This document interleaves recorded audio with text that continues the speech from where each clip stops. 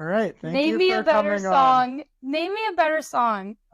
Name me something you The want. J.G. Wentworth song. Oh, yeah. How does that one start? If you have an annuity and you need cash now, call J.G. Wentworth 877 cash now. Not sponsored in any way. When you need money, you need it now. All right. That's it. Hello and welcome to the show, The Free Outside Show. I'm your host, Jeff Garmeyer, and today, you already heard a snippet of it, but I have on my girlfriend, Allison Powell, who just won the Divide 200 miles through the Canadian Rockies. Took like 3 days through all sorts of weather. There's bears up there. Pretty wild. We go through some of her training, her outlook, her mindset, how the race goes, the ups and downs of a 200, how she got to finishing her third 200 and winning it, the progression, and sort of near the end, we get into some numbers too, like her weekly training schedule and what it takes to run a 200, and it is not having to run 200-mile weeks. So I hope you enjoyed this episode. So you're a first-time, long-time listener, first-time caller? No, I did not know what that meant. Yeah. It's like for calling radio shows in the 90s. Yeah, long time listener, first time caller, big fan. Thanks. Big Thank fan you. of the Free Outside. Thank you for being with us here today. Or just Free Outside. So, how did you come to be? Conceived. I was born in WakeMed Raleigh Hospital in Raleigh, North Carolina. And what led you to ultra running? The real answer is, I think, the Barkley Marathons documentary. Because I had just been running for a little bit and running like 4 miles a day. I started with the Couch to 5K program and worked up to about 3.5 miles and then slowly 4 miles because half a mile is like so much that where further. You run the length of your couch and then eventually run the length of a 5K? Couch to 5K? Yeah, that's what I'm thinking. It was the loops around my couch, yeah. Okay, that's a head start. But yeah, I was doing that, and then somebody said, I built up a lot from that to running probably about 40 or 50 miles a week, and somebody said I could just run a marathon without even training because I had basically already done all the training to do a marathon. And I was like, a marathon, well, if I don't have to train for it, it doesn't seem that challenging. It doesn't seem like a very Allison Powell thing to do. So I'm going to run a 50K. And I really am not too sure how I even knew that was like a distance that existed. But I think from the Barkley documentary, somehow I knew there was more beyond the marathon. So that was my first race, was a 50K. Nice. Is that back when you were training like 150 miles a week? No, that came later. How did that happen? That happened because, so I did the 50K, and then a 50 mile, and then I did Backbone version 1 out and back. And my boss at the time had been a runner in high school and college and done a lot of half marathons. So he made a training plan for me for free. And it was very unofficial, like Google spreadsheet thing. And after I did the Backbone, he was like, let's just see what you can do. Like, let's go. But imagine if you take like a marathon or a half marathon training plan and just hit like expand on Excel. So it would be like such long runs. Like I had a 40-mile long run, a 50-mile long run. Just in training? Just in training, like a 50-mile day. And like my tempo workouts were like 18-mile tempo workouts. It was insane. And I remember it was also during COVID. So it was also like I didn't really have a lot else to do like anyone else. So I was like, well, I might as well just do what this says. And he was really busy during COVID with his job because he like sold cleaning supplies or something like very key. And I remember texting him after I'd run 50 miles. And I broke it up into a double at least that day. So I did like a bunch on the trails in the morning and then like 18 or something later that day. And I texted him like, oh, 50-mile day done. And he texted back, why did you run 50 miles today? And I was like, because it's on the plan. It's on the spreadsheet. That's what you said to do. So that's what I did. And pretty shortly after that is when I got very overtrained and burnt out and took a break, and then ended up hiring an actual ultramarathon coach because I was already signed up for Moab at that point. So I was like, I can't have just paid like $1,500 and not be able to even run 3 miles without wanting to cry. So I better get myself together here. Wow. So did you have to like break up with him as a coach? No, the plan. You just never texted him back? No. I think the plan went all the way to like this 50-mile long run, which capped off like a 145-mile week or something. And then we moved out of LA. Did you have an event at the end of this? Well, I was supposed to run Leona Divide 100K, but that obviously got canceled. Mm-hmm. So no, I did like the backyard quarantine ultra, the one that was over Zoom that everyone was doing. Mm-hmm. But I didn't last very long. Well, relatively, I didn't last very long. I think I did about 60 miles or like 16 laps or something. And that was just a long run during your normal I know. But I was living in LA at the time, and so it was all just like asphalt sidewalk running. I got such bad shin splints. It was not good. So that was the Leona Divide was supposed to be the event. So I think the spreadsheet ended, moved out of LA. And then I think when I texted him just like, hey, I'm going to like hire a real coach, he texted back, oh, thank God, I don't know what I'm doing. So it was very mutual. It was very kind and easy. And wow. He's still been so supportive all along. But he was like, yeah, I don't think me running a few half marathons in college is like translatable to what you're trying to do. So good for you. Wow. That's pretty insane. Yeah. You just didn't realize you had a 50-mile day on the schedule? I really think he just hit like expand and like drug the plan down so far and maybe didn't realize, but then also, yeah, he was so busy during COVID. He just didn't know, but you know me, I'm a rule follower and a plan follower. So that was the plan. So that's what I did. Wow. Okay. Let's move into Divide 200. So you have to run 145 miles a week to do a 200 miler. Is that what you're saying? No, I don't even think I ran 80 miles leading up to this. So how'd you find out about it? Why'd you want to do it? What is it? It's a 200-mile race in southern Alberta, Canada, in the Canadian Rockies. I found out about it from you because after Mogian last year, you were like, oh, there just was a 200-miler in Canada. And I said, where in Canada? Because I lived in Calgary for 4 months in 2022 over the summer and a little into the fall and had already gotten to run out there. And you said where it was. And I was like, oh, I ran like really not that far away. And it's beautiful. I want to do it. So I signed up and then I did it. Yeah. The lottery process was so funny. Yeah. It's like a video cam on a computer on a Facebook Live, just like in the middle of winter in Canada with the dim studio. The race director was just like pulling names out of a hat.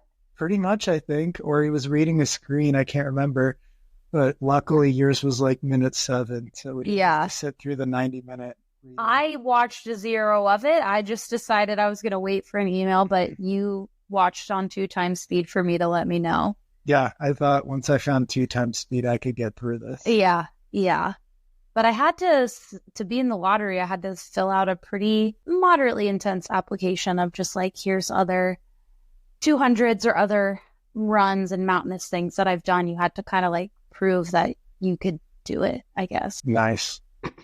And so then what? Then I did it. Nice. Credits. Yeah. No, then I've been training all year for it. It was definitely my A race this year. So had a couple other races, like Gorge, Waterfalls, 100K, which did not go the way that I wanted. Did you start the year with Divide as your number 1 race? Yeah. So the other ones were important, but not as important. not as important. Like I had thought about doing Gorge last year, so I just kind of did it this year instead. And Tushers looked really cool. I think you sent me that as well. And it just looked like such a beautiful area. And I like doing races in different types of terrain and different types of places that I wouldn't normally go or visit, like sort of do it as like a runcation or just a way to explore somewhere else. So signed up to do Tushers, and Tushers has a lot of climbing, which I like doing and better at climbing than descending. So I thought it would suit my strengths more. And then after Tushers had like a month of some recovery, some doubles, a lot of strength workouts, and then we drove up to Canada. Nice. And then, so diving into the race, what was the plan? The plan was to go pretty fast and pretty aggressively. My spreadsheet was very aggressive timing-wise, and I knew that going in, but I wanted to push it and see what I could do. And I feel like I had a pretty decent plan nutrition-wise, and hydration was pretty good most of the race, but it started raining 36 hours in. I don't know. I'm so stuck on metric. I'm not sure how many hours. Yeah, at whatever point, I was already slower than my spreadsheet had, but I was okay with that because I was still running with the leaders and was the lead woman. So I was happy with however it was going until what was checkpoint 7, like 100 miles in, I think. Roughly. I only work in kilometers. Maybe 160 clicks. Yeah, it was a lot of clicks in. And I just felt pretty tired coming into that aid station, but couldn't sleep because I was in a lot of pain. My legs just hurt so much. I just couldn't get comfortable and shut off anything except extreme pain and a lot of hunger. And then just gave up on sleeping and hobbled out of that aid station with Robert like a wounded warrior. Just decided to keep going. What are you thinking when your legs don't really work and your feet are a mess? Are you thinking that someone's going to catch you, or that you might not make it to the end, or that it's just really hard and you're just going to go slowly for now? What's going through your mind when the whole world's crumbling around you and you're just but a piece of space dust on this hurtling object spinning through space? I'm thinking my legs hurt and my feet hurt, but eventually they'll stop hurting is the hope and the main thought, and like things will get better. And out of that aid station, I really was thinking, within like half a mile or something with kind of just walking it out, things will start to turn over better. And they just did not start to turn over any better or feel any better. My left foot, I started to feel better. I started to just ignore it. It still feels pretty bruised on the outside bottom. I don't know how to explain where. So that I started to feel less, but everything else still just wasn't really turning over. Wasn't getting a lot of clicks in. Nothing was clicking in the clicks. And later on in that section is when I thought, I think I would rather be dead than take another step in this race. Okay, so what did you choose? Death or step? Step. Wow. That was the only choice. Was step. Yeah. A grizzly bear did attack some hikers up there. I know, right? Pretty near that section too, I think. Yeah, you had almost a real choice. I honestly, if a bear had come out of the woods, it's 50-50 if I would have just been like, you know what? Take me. I'm done. I don't want to take any more steps. Don't make me take steps. I can't run away from you, so you can just have me. You want this Luna bar in my pocket? I'm not eating it. You can have it. I bet Robert, though, would have attacked it. I feel like he's got some skills in his... Yeah, probably. Or he might have just charmed it. He might have just been like, hello there, do you want some European salt pills? There's a sausage for you. Yeah, he's very European. He was Polish because he's Canadian now. Yes. So that's what was going through my mind, was like, it's got to get better. It's going to get better. Eventually it's going to get better. And then it was just like, it's not getting better. It's not getting better at all. And I just feel worse and worse and worse. And not only physically feeling worse and mentally feeling in a low, but just like emotionally, I was just so. Are you thinking like, I have 100 miles left too on top of this? Yeah. I was like, this is what I felt like maybe the last 30-ish miles of Bigfoot, and I am nowhere near 30 miles from the finish. This is gonna be a long slog. And then it started to rain, so it made everything even worse immediately. Yeah, because you can't even stop now. No, can't even stop. Like with Robert, a few times I did say, like, I just really am.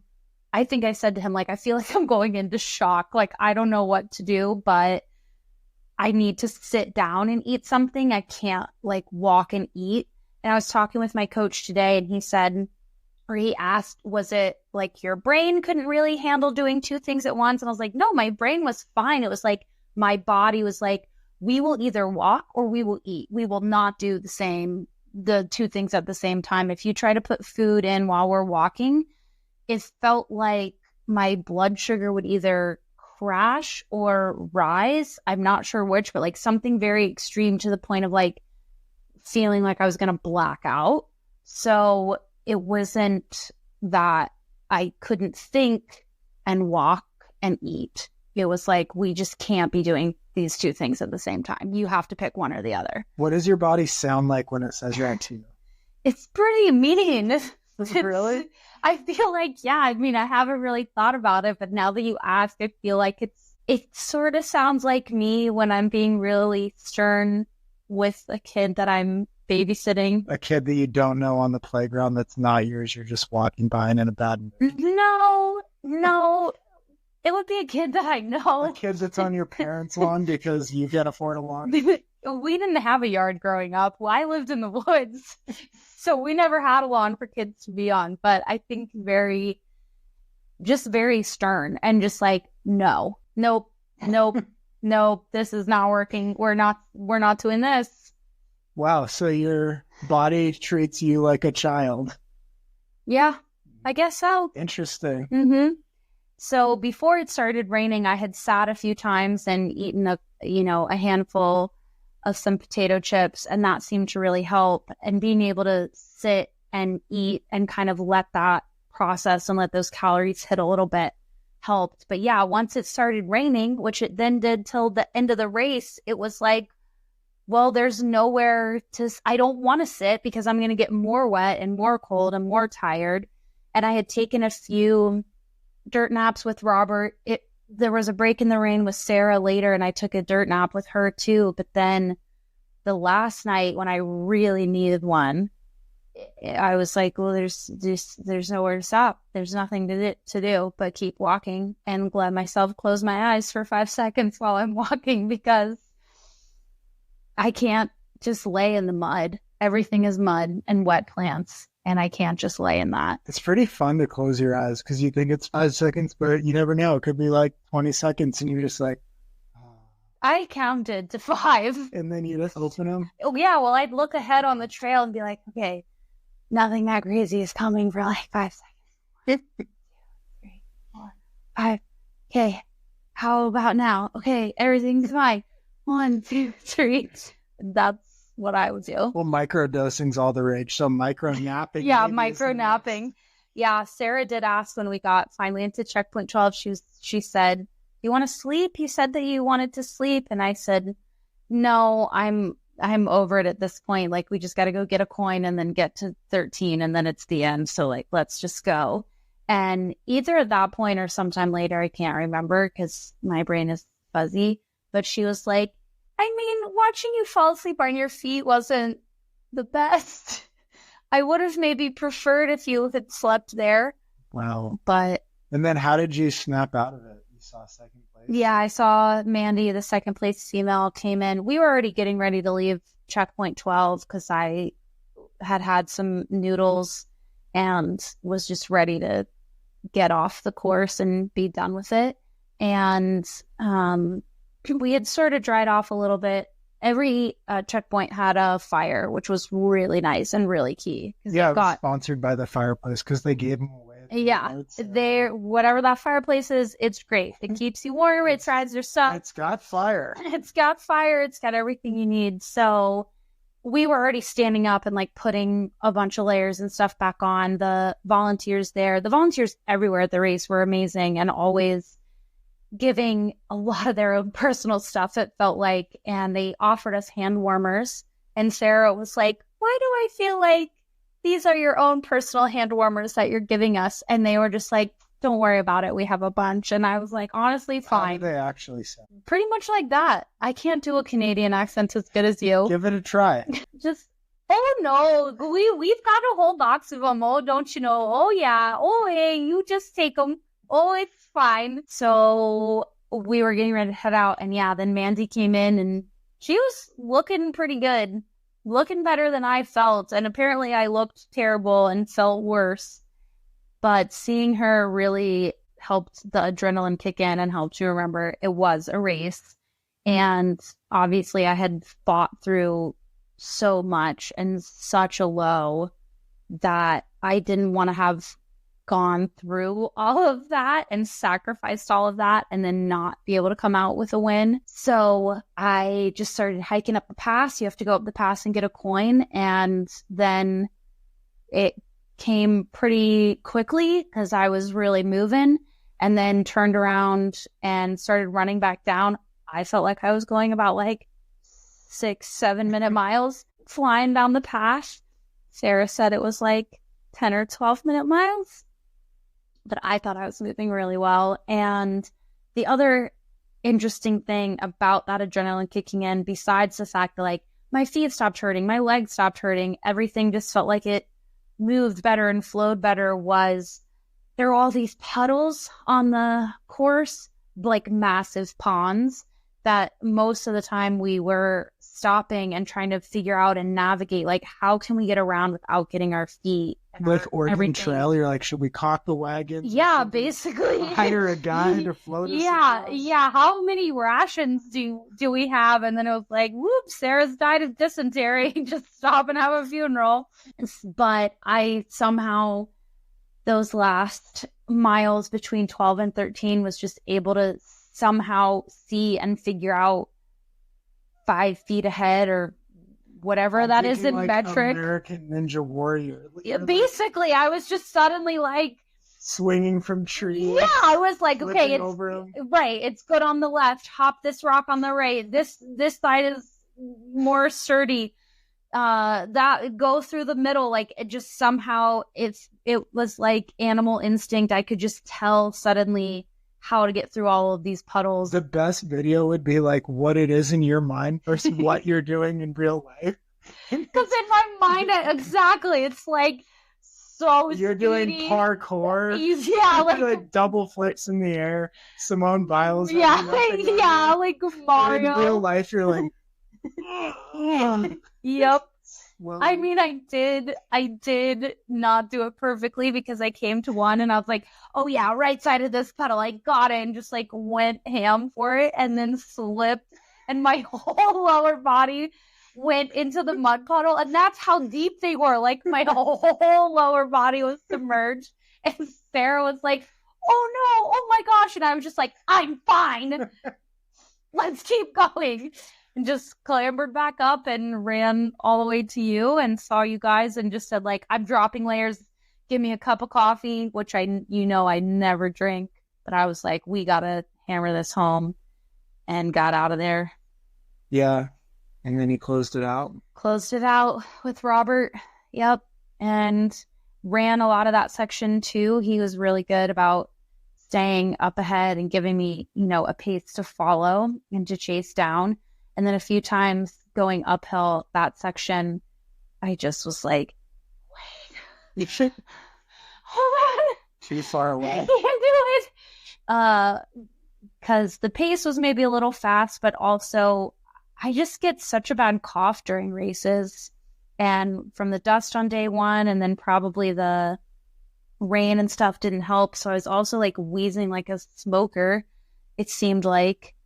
or felt like to me, like I could hear it and feel it, and I was coughing up phlegm. So I was also just kind of like, I can't breathe enough to keep up with this pace because I can't get oxygen in. But did you know you were going to win? no, because I had asked you and Sarah to keep us updated on Mandy's location, on the second place woman, and you guys didn't send anything. It didn't send anything. And they came through like 2 days later. True. But to my phone, you were supposed to text Robert's InReach, which is fine. You did make the right decision, I think, ultimately. But I was doing the math, and I was like, even if I gave myself a pretty generous lead from when I last saw her, she should have been at checkpoint 13 by now. And that we haven't heard anything is very unusual. And that started to freak me out then, too, because it was like, well, did you try to send a message that she's a lot closer and it didn't come in? Because Robert kept being like, no message. We are fine. And I was like, we're not fine. We're like in the woods. We know nothing.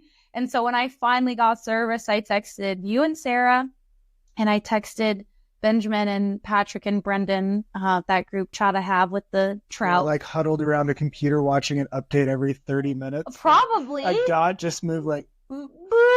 Probably. I just texted like Mandy updates straight to them because I knew probably Benjamin at least would be near his computer and be able to tell me.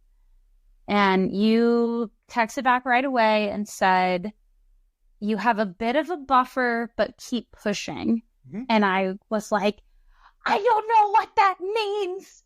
But it did get me to run even faster. Yeah, you keep had going. Like 2 hours on her by the end. Yep. Made up a whole hour in the last section. When did you know you were going to win? Honestly, not till we hit the bridge, which is like half a mile. Yeah. And then what did it feel like?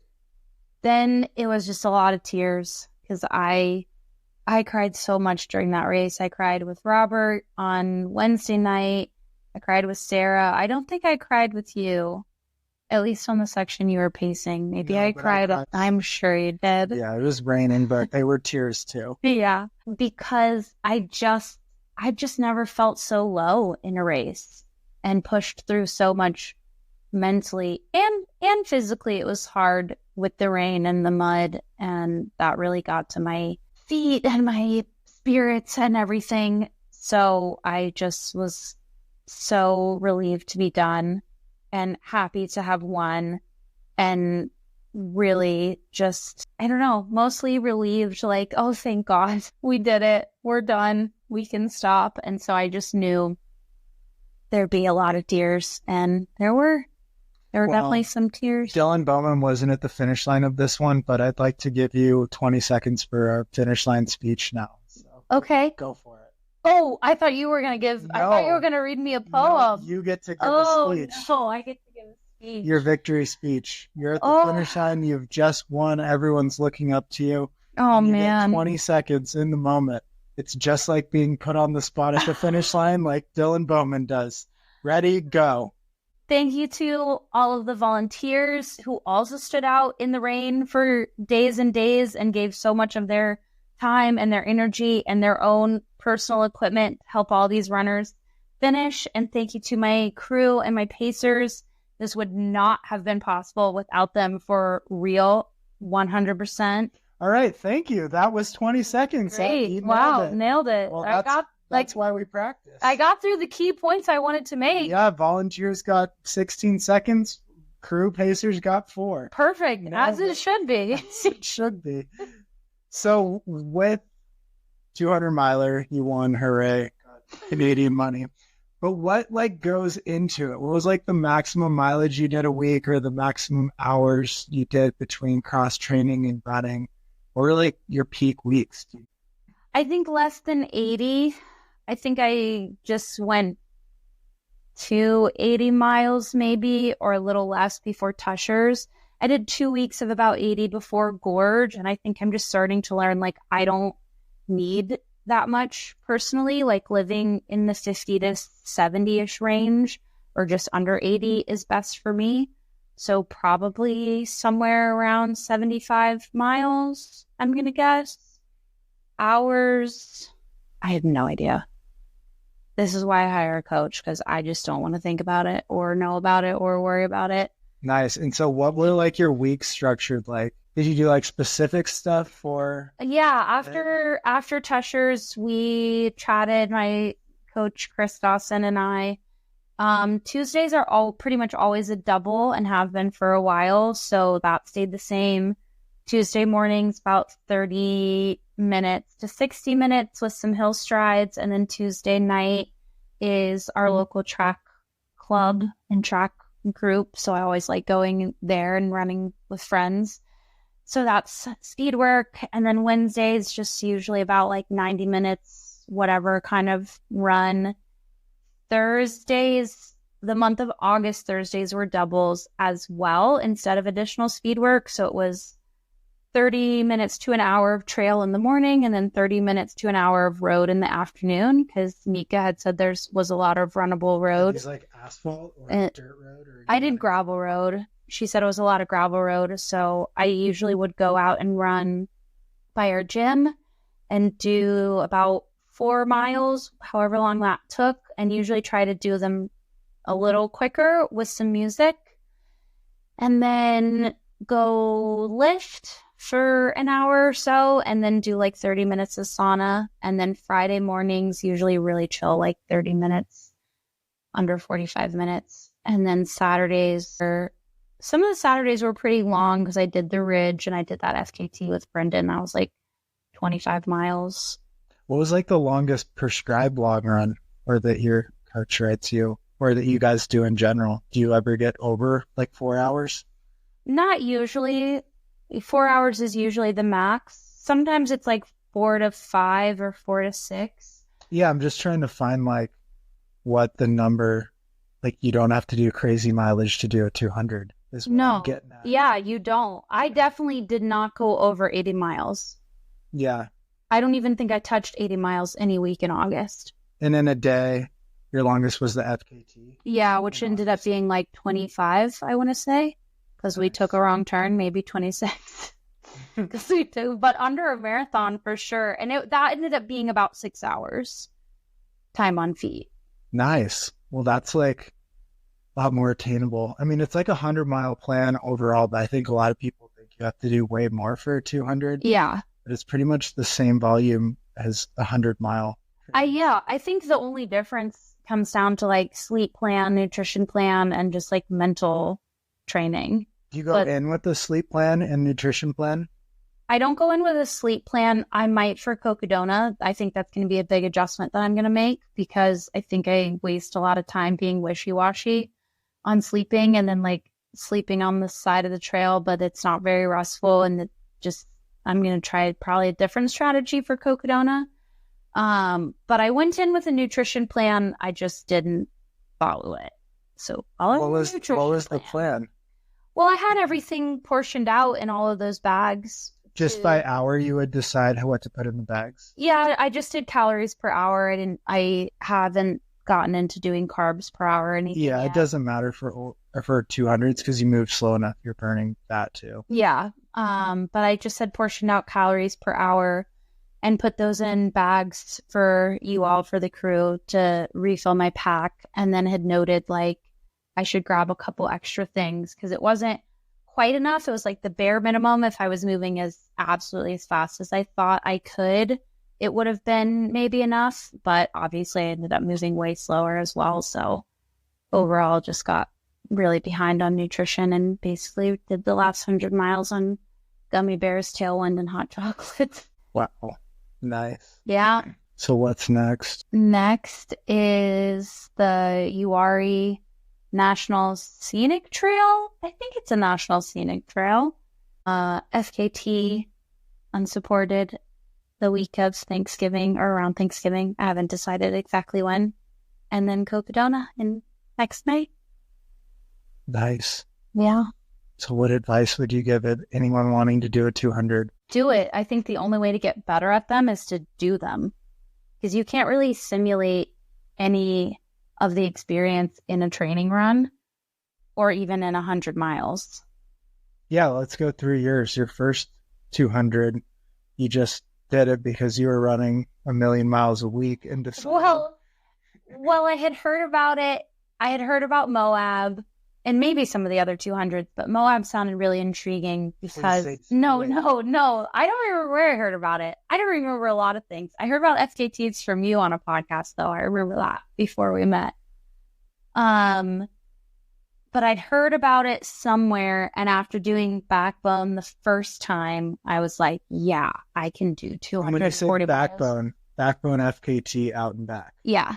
Yeah. So There's a lot of Backbones out there. Yeah. Backbone FKT in Southern California, out and back. I did it the first time in November 2019, and it took so long. It was so hard. But for some reason, I was like, another 100 miles seems totally attainable.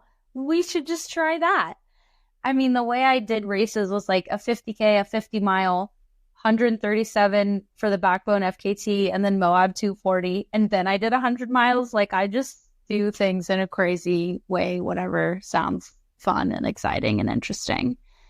Yeah. And then, but you dive into a 200 and it's not good. It's not good. No, I thought I would be so much faster. Well, you have an FKT, you run a lot, you just go in with confidence and no. Yeah, went in with confidence. I mean, the FKT took longer than I thought as well the first time that I did the Backbone, but I was like, oh, if my toes couldn't touch each other, that's like my only problem. So everything will be fine if I just wear toe socks. Because I'm just very naive like that. So I did have toe socks for Moab, but that did not solve all of my problems. So you're like, okay, that was really hard. One note, toe socks, I'm good. I'm going to be great at 200. And then everything will be better. Everything went perfect if only I had toe socks. Wow. Yeah. As if anyone said that for any 100-miler ever. That's how my brain works. Just like, oh, it's going to be, I don't really think it's going to be easy, but I'm just like, oh, it's no big deal. It'll be fine. And that's what I say all the time. Like, it'll be fine. Sarah noted that too. Yeah, I said that so much when Sarah and I were in Peru. That's what we named our Google photo album, was just, it's fine. Because that was me constantly, just like, it's fine. It's fine. It's going to work out. It's going to be okay. But yeah, hopped into Moab. So Backbone was really hot when I did it, and that was a struggle. And so why I thought something else in the desert in the heat wouldn't be a struggle and difficult, I'm not really sure. But I did Moab in 2020, which is the hot year. It's noted as being the hot year. I don't know about still, but it was for a while, because the first night, there's a section that a lot of people usually are running in like long sleeves and coats, and I don't think it got below 70 degrees, maybe even mid 70s, even at like 2:00 in the morning. So I was hoping for something around 80 hours, and it took 111. I twisted my ankle at some point, probably hiking up Shea Mountain, and then slept at the top, and it just got really stiff, and I just couldn't get it to move any faster. I also didn't eat well during that, and I pretty much just death marched the last 100+ miles. I didn't sleep the last 56 hours because I just wanted to get it done. I'm just not a quitter, even though this race, I kind of wished that I was a quitter, but I chose life and another step forward rather than death. So yeah, Moab, I really just look as like a big ultra running boot camp ultimately, because I just learned like you've got to be on top of your nutrition, and you've got to be better at hydration, and toe socks. Toe socks are great. And then for Bigfoot, what I really learned is it's true what people say. Like, even if you're in a lot of pain, if you can just jog a little bit, like, you get done faster. You get to the next aid station faster. Like, it's going to hurt you to hike and it's going to hurt you to jog. So you might as well jog or run if you can. And so that's what I did a lot of Bigfoot. And that's what I tried to do here I feel like it was hit and miss. I probably could have run more, but it's so hard to say with the way the trail conditions were with the mud and stuff. But I think 200s are really fun. They're a huge challenge. You always learn more about yourself, physically, mentally, emotionally, and they're just kind of cool. You just get to see like so much of an area. And for me, as you know, like I get to see so much of an area that I start to hate it. Yeah, definitely. That's been a recurring theme in all my 200s is like Moab. I said, if I never see a red rock again in my life, it'll be too soon. And then Bigfoot, I was like, I hate these trees. I want to be out of this forest. I'm so over it. And then for Divide, it was like, these logging roads are so boring. But in a way that's kind of cool in its own right. Like you get so immersed in a landscape that it starts to not matter anymore, which is interesting. Okay, cool.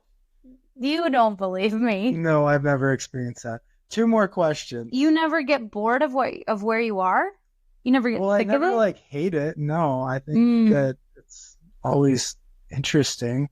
I mean, even like the plains of Wyoming, pretty much nothing, but then you can just shift into a new challenge. Like when I crossed those, it was like, wonder if I can average 50 miles a day or something, find something engaging about interacting with it. But different styles. These are good tips. Living in a city, the same city for too long bores me, and I hate it more than anything about any trail or outdoors. Yeah. Okay, 2 questions. How do you afford 200s? Because they're so stupid expensive. Credit cards. Nice. I would say it's the honest answer. I mean, I was lucky enough to be working more for Moab and Bigfoot. And then Divide, I was also just like, well, if I can podium in any position, it'll pay for the race. So that's what I went for. Nice. Healthy. And then, so now that you're not running 145 miles a week, and you have more time with like a very sustainable 80 miles a week, what are your other hobbies and what do you do outside? You pointed out that I have a good hobby of community building. So I really enjoy doing that here in Bozeman. And friends. Yeah. People. Yeah. So I really like helping out with our local run club and leading run club events or getting people to come out and play trivia. And especially when there's new people joining your group, being that person that's like, hey, I was awkward and shy and didn't know people my first time too. Let me help you out. You were homeschooled. Exactly. I know what it's like to be like, wow, there's a lot of people here. I don't know who to talk to. I don't know what to do. And I really enjoy being that person that's like, you can talk to me. I'll help you. We're going to be fine. It's fine.